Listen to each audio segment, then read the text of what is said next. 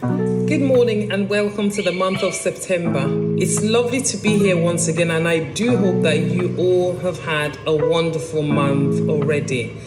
Guess what? It's time for us to go back to school. The summertime is over and we've got to go and embrace all this new learning we did in July and August. We've got to now put it into practice because there's no point learning something new. The taking action is what makes the difference. So we are now going to our settings and take action. So for those of us, I haven't been off at all. However, for those of us that are going back into school, and for all childcare practitioners that own your own school or nursery or leaders in all of these settings, how are you preparing, or have you prepared your setting for new children coming into your space? What have you done? I'm literally just going to go by what I have done in all of my settings, and we are still doing, is literally number one is to make sure the old toys, broken toys, the cluttered stuff, you get rid of them. Your toys and equipment are clean and they're really attractive to new children coming in. Number two, I'd say, obviously, in terms of the training that my team have had over the summer holidays, we're now putting together an email to all of our parents to say, this term, that's between now and December, these are the things we are going to be teaching your children based on the training we've been on. And for example, we'll talk about a theme for the month of September, October, November, and December. We talked about expectations, what they should expect from us in terms of our promises. So where, for example, in all of our nurseries, we have 4 different age groups, we do an email to all the different 4 age groups and attach our learning objectives for the children in that room for the term, and we do that to all of our parents. So because if you've done it last July, the children have moved on to new rooms, their new age, and the parents might have forgotten. So it's always important that you update them regularly. So that's one of the things we're doing. In addition to that, I like a clean environment. So again, if we have to do some paintwork, we've done that already, or we're doing that at present. And because we had a new logo put on, so we've literally gone across all of our branches and attached all the new logos to our building.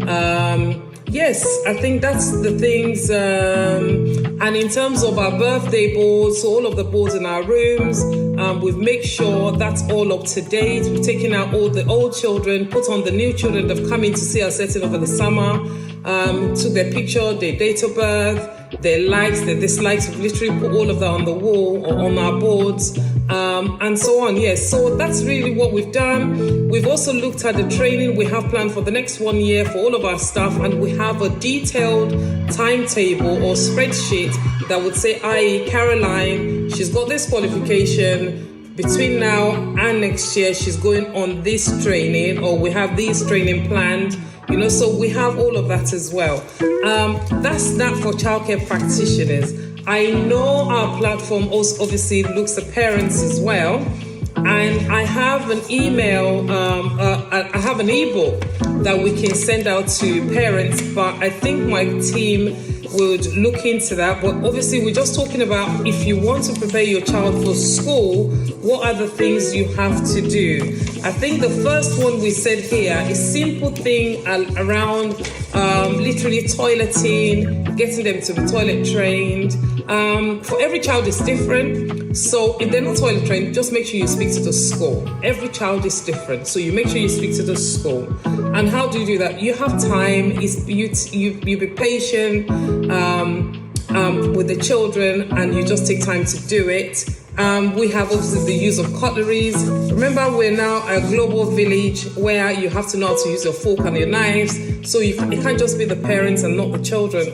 Everyone must know how to do that. So that's that we said. In terms of school resources, getting them ready for school, make sure you bought them like sets of pencils and so on, so they're able to learn to grip, because that's really important in their new learning. So that's one of the things. So it's always nice when they go and they have their own resources that they can refer to.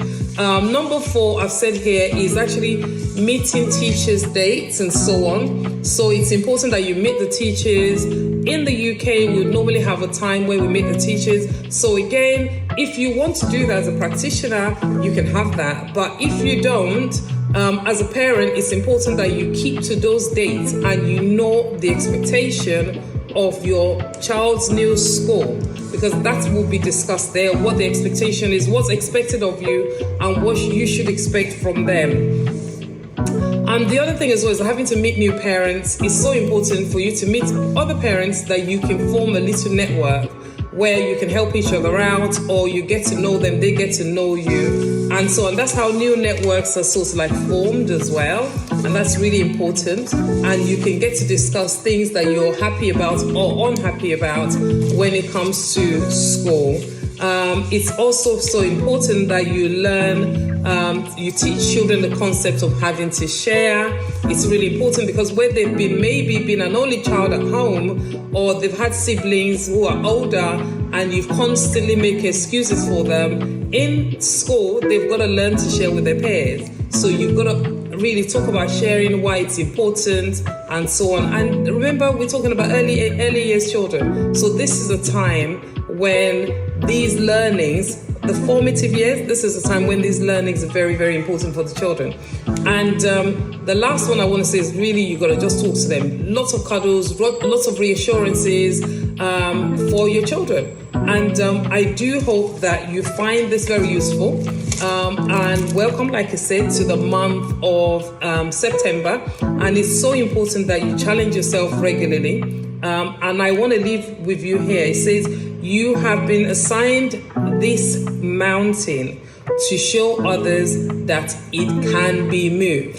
So you've got this mountain. The fact that you're going through, you're taking action, and you're doing well, this is literally to show others that yes, this can be done. I wish you all the best and look forward to meeting some of you soon. Don't forget to subscribe to our social media platforms, and then we have our webinar coming up in November. We look forward to having you all. If you have any questions in the meantime, send us a DM or send us an email. God bless. Bye.